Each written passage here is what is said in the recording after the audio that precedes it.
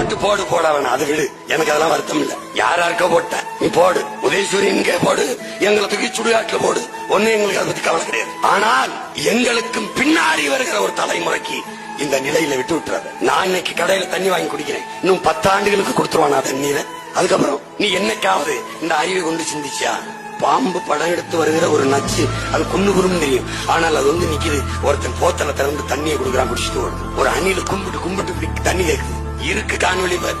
அவன் எல்லாம் சொல்றான், கீழே என் பேச்ச போட்டு போடுறான். ஒரு குரங்கு வர்ற பிள்ளைய தவி கேக்குது, பயப்படுது. அது ஒண்ணு இல்ல, தண்ணி போத்தல பாத்துருச்சு.